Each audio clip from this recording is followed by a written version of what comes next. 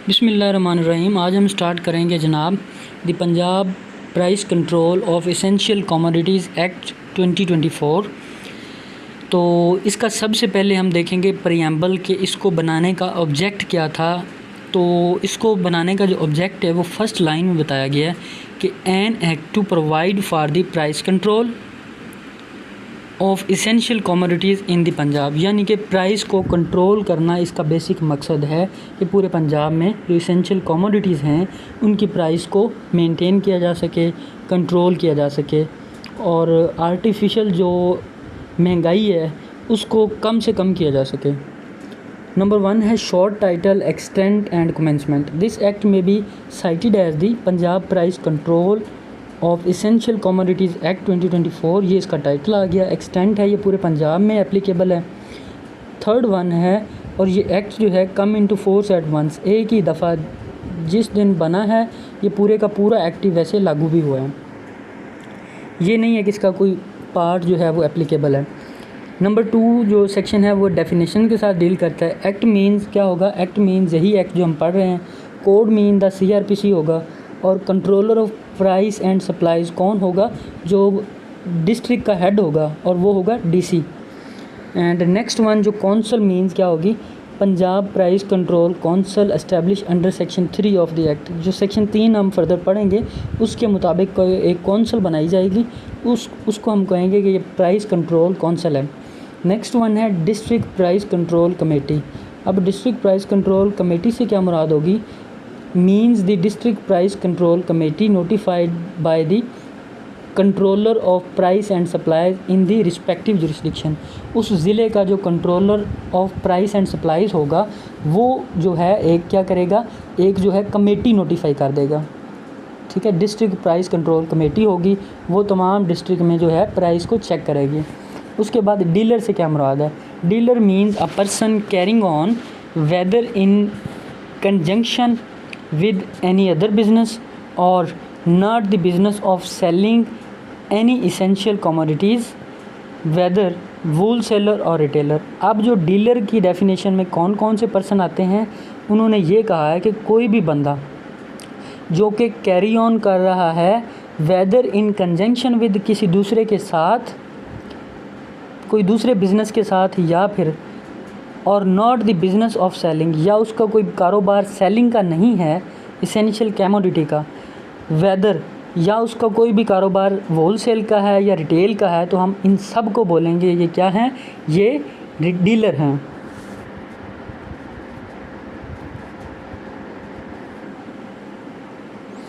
Next है essential commodity क्या है?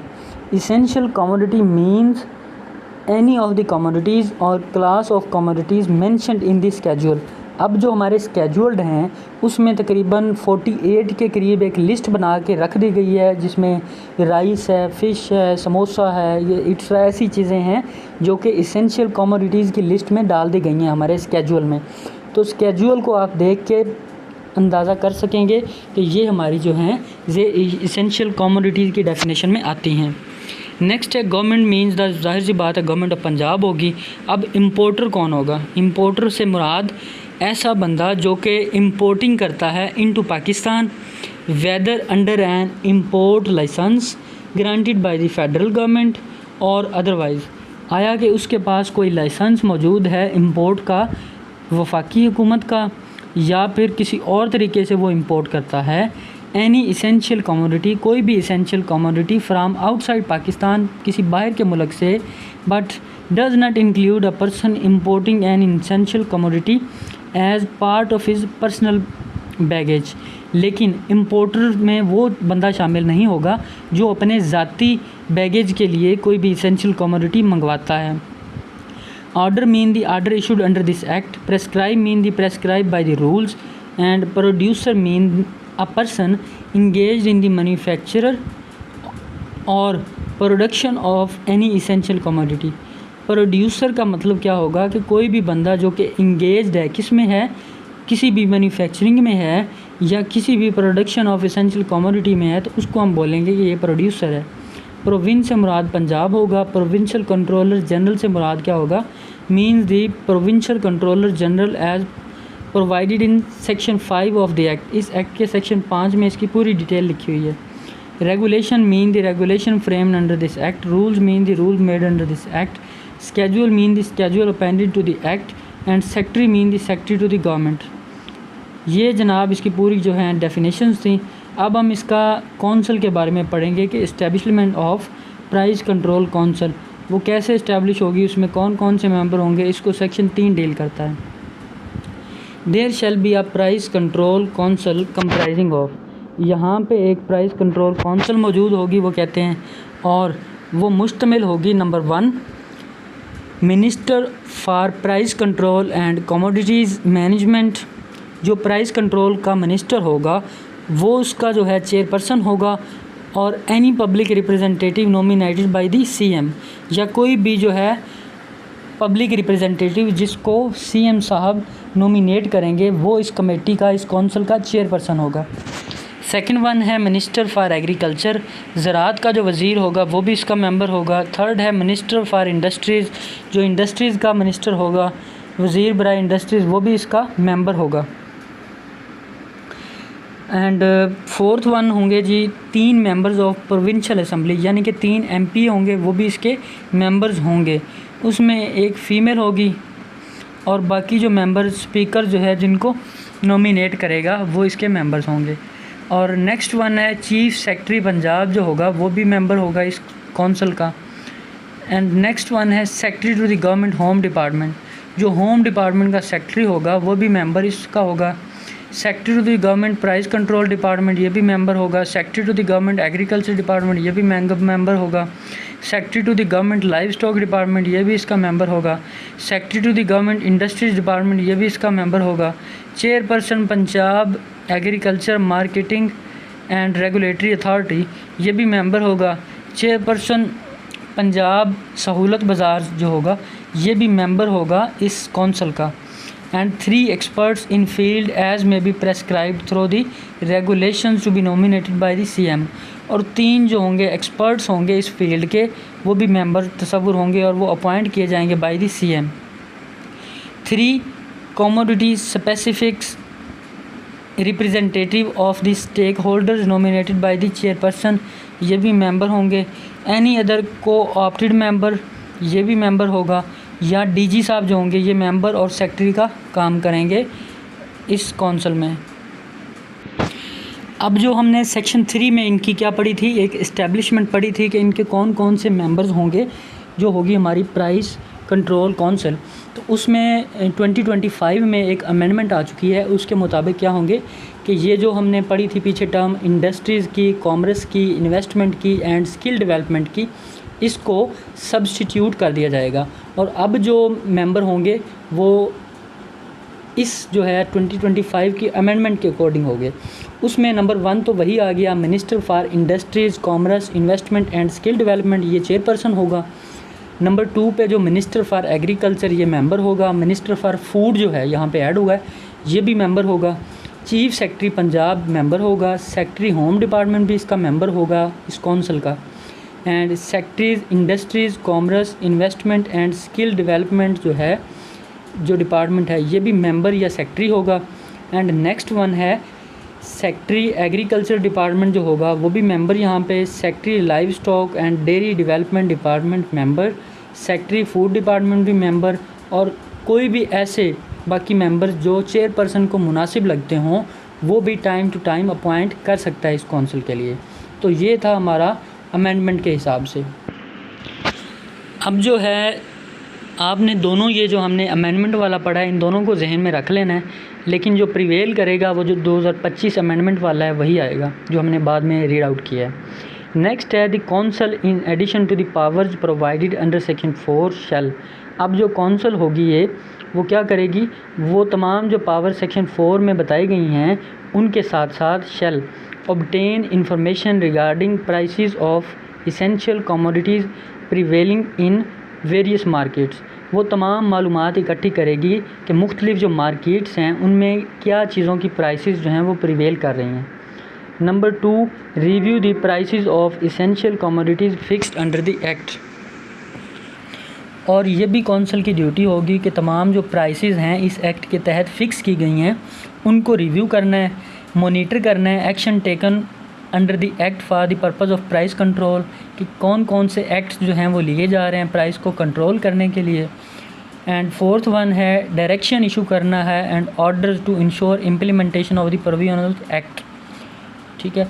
एंड थर्ड वन जो है the director general commodities price control and commodities management shall be the secretariat of the council, जो DG होगा वो यहाँ पे सेक्रेटरी के फ़राइज़ भी अंजाम देगा। नेक्स्ट वन है जी पावर्स टू मेक ऑर्डर्स। अब ये ऑर्डर्स पास करने की पावर किसके पास होगी? द काउंसिल इटसेल्फ, या तो काउंसिल खुद या फिर through the provincial controller general, या फिर प्रोविंशियल कंट्रोलर जनरल के ज़रिए से any authorise officer or controller of price and supplies for specific essential commodities so far as it appears to be necessary or expedient for securing equitable distribution of an essential commodity and its availability at its fair price। अब जो भी council को या उस officer को वो prices मुनासिब लगेंगी, फेयर लगेंगी, मे बाई ऑर्डर, एक ऑर्डर के ज़रिए से provide for regulating the prices, उन प्राइस को रेगुलेट करवाएगा production, movement, transport, supply, distribution के लिए, disposal and sale of the essential commodities and for price to be charge or paid for it, और जो प्राइस है वो चार्ज की जाएगी और पे की जाएगी किसी भी स्टेज पे ट्रांजैक्शन के जो है। नेक्स्ट है G clause 2 without prejudice to the generality of the power, जो पावर्स ऊपर दे दी गई हैं उनके साथ साथ एन ऑर्डर में प्रोवाइड, जो एक ऑर्डर होगा उसमें ये चीज़ें भी प्रोवाइड की जाएंगी। For controlling the prices eight which any essential commodity may be bought और सोल्ड, वो एक जो है प्राइस उसमें ऑर्डर में अपने में फ़िक्स कर देगा कि जनाब इस प्राइस पे ये जो इसेंशियल कमोडिटी है इसको सेल होना चाहिए या इसको जो है ख़रीदा जाना चाहिए। फॉर रेगुलेटिंग दी प्रोडक्शन, वो तमाम किस्म की जो पैदावार होगी, प्रोडक्शन होगी चीज़ों की, उसको रेगुलेट करेगा उस ऑर्डर में।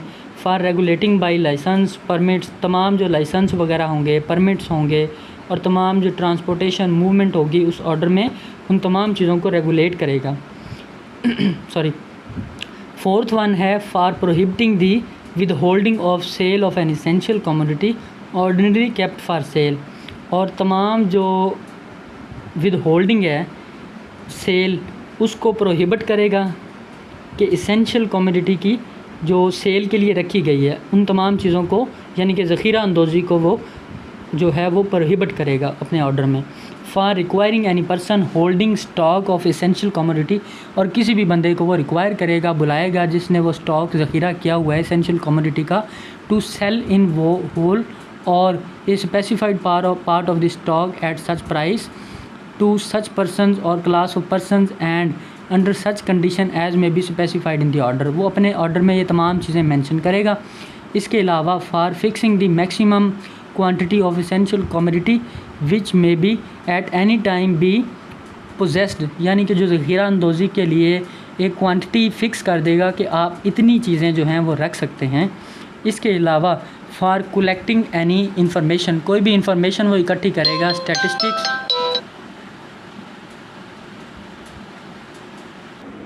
वो ये तमाम इंफॉर्मेशन इकट्ठी करेगा कि कैसे जो है तमाम जो ऊपर मैटर्स बताए गए हैं इनको रोका जा सकता है, इनको जो है कम किया जा सकता है। For requiring person engage in any of the matter aforesaid, और वो तमाम लोगों को बुलाएगा जो ऊपर बताए गए ज़ख़ीरा अंदोज़ी में या ऐसी चीज़ों में मुलव्वस हैं, उनको कॉल करेगा, नोटिस करेगा। For requiring every person importer, produce, dealer, wholesaler or retailer to mark the essential commodities with the sale price, और वो तमाम जो हैं इंपोर्टर है, प्रोड्यूसर हैं, डीलर हैं, उनको बुलाएगा और उनके साथ मिल बैठ के इसेंशियल कमोडिटीज़ की प्राइस जो है वो फ़िक्स करेगा। और इसके अलावा वो तमाम से ये यकीन दहानी करवाएगा कि आपने कभी भी जो लिस्ट है कमोडिटीज़ की उसके मुताबिक चीज़ों को सेल करना है। नेक्स्ट है for any incidental and supplementary matters including in particular in entering and search of premises, vehicle and vessel and seizure by a person authorized to make such search of any article in respect of which such person has reason to believe that contravention of the order has been, is being or is about to committed। यानी कि अगर कोई बंदा ये उसके सामने जाके शिकायत करता है कि जनाब उसके ऑर्डर की वायलेशन हो रही है, ठीक है, तो फिर क्या होगा, any record connected therewith the grant or issue of licence, permits or other documents और charging of fees thereof and for seizure and forfeiture of such stocks, और जो उस बंदे से वो चीज़ें सीज़ की गई हैं या फॉरफीट की गई हैं, उसके स्टॉक्स की, एसेंशियल कमोडिटीज़ की, या वो सील की गई हैं, कोई बिज़नेस प्लेस है या प्रेमिसेस है जहाँ पे कोई भी कॉन्ट्रावेंशन हुई है इस एक्ट की प्रोविजंस की, तो फिर क्या किया जाएगा, उस बंदे को बुला के सुना जाएगा, उसको एक अपॉर्चुनिटी दी जाएगी और तमाम जो रीज़न्स हैं वो रिटन में ली जाएंगी। Provided that the provision of this code shall not be applicable on search, seizure and forfeiture under the act. और इस एक्ट की जो प्रोविजंस हैं वो सीज़र पे, सर्च पे और फॉरफीचर पे इस एक्ट के तहत जो कोई भी होगा एक्ट उस पर अप्लाई नहीं होगी। नेक्स्ट वन है provincial controller general, his powers and function. अब जो प्रोविंशियल कंट्रोलर जनरल है उसकी क्या पावर्स होंगी, क्या उसके फंक्शन होंगे। अब सेक्शन नंबर 5 में हमने ये देखना है कि कौन बंदा प्रोविंशियल कंट्रोलर जनरल होगा, उसकी क्या पावर्स हैं, क्या फंक्शन हैं। क्लॉज 1 ये बता रही है कि जनाब जो price control and commodities management department होगा उसको हम बोलेंगे कि ये provincial controller general for the purpose of this act है। और क्लॉज 2 में ये बताया गया है कि जो प्रोविंशियल कंट्रोलर जनरल होगा may by an order authorise any officer, किसी ऑफिसर को भी वो ऑथोराइज़ कर सकता है of the government to exercise his powers, कि वो उसकी जो पावर्स हैं वो उनको एक्सरसाइज करे और तमाम उसके जो फंक्शन हैं जो कि स्पेसिफिक एरिया में हैं and with regard to any specific essential commodity हैं, और किसी इसेंशियल कमोडिटीज़ के हवाले से तमाम जो फंक्शंस हैं या क्लास ऑफ कमोडिटीज़ के हवाले से हैं वो जैसे वो मुनासिब समझेगा वो एक्सरसाइज करवा लेगा किसी दूसरे बंदे से भी। एंड थर्ड वन है a deputy commissioner shall be the collector of price and supplies, sorry controller of the price and supplies in his respective. अब जो डीसी साहब होगा वो अपने मुतल्लिका ज़िले का क्या होगा, controller of price and supplies होगा and exercise the power and function of the provincial controller general in his respective jurisdiction. और वो अपनी जो मुतल्लिका जुरिस्डिक्शन होंगी या अपना डिस्ट्रिक्ट होगा उसमें वही समझा जाएगा कि ये है प्रोविंशियल कंट्रोलर जनरल है। फोर्थ वन है for the purpose of the exercising of the powers and performing of function of this act the provincial controller general or any officer authorized in this behalf in consultation with the district price controller committee notified by him in this respective jurisdiction में। अब कोई भी बंदा जो कि authorise है वो जो कमेटी होगी, डिस्ट्रिक्ट की committee, district price controller committee होगी, उससे मशवरा करने के बाद क्या करेगा, सीक मंथली और पीरियडिकल स्टेटमेंट और रिकॉर्ड, वो तमाम जो रिकॉर्ड होगा मंथली उसको इकट्ठा करेगा, डीलर का, प्रोड्यूसर का, इंपोर्टर्स का, ठीक है। उसके बाद एंटर एंड सर्च, किसी भी जगह पे अगर उसको लगता है कि यहाँ पे कोई इन्फॉर्मेशन उसको मिलती है वो वेरीफाई करने के लिए जा सकता है, किसी भी जगह में एंटर हो सकता है, सर्च कर सकता है। फोर्थ वन है कोई भी डॉक्यूमेंट्स वो क्या कर सकता है या कोई भी रिकॉर्ड जो है for the order of this act, तो वो रिकॉर्ड वगैरह भी देख सकता है।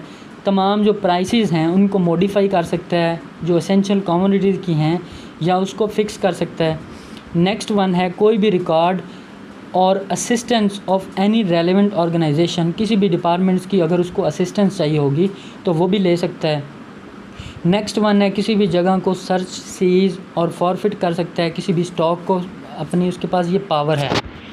नेक्स्ट वन है जी फिक्सेशन ऑफ प्राइस, यानी कि किसी भी इसेंशियल कमोडिटीज़ की वो प्राइस भी फिक्स कर सकता है। इसको हम पढ़ेंगे subject to such directions as may be passed by the council, the provincial controller general or any officer authorised may by the or controller of price and supplies may price may be fixed for different localities. वो मुख्तलिफ़ localities के लिए मुख्तलिफ़ price जो है जो है वो क्या करेगा, वो फिक्स कर देगा।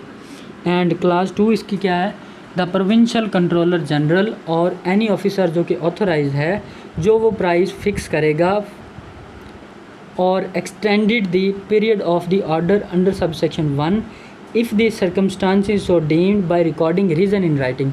तो उस प्राइस की फ़िक्स करने की क्या करेगा, वो रीज़न भी लिखेगा कि जनाब मैंने इस वजह से ये प्राइस फ़िक्स की है।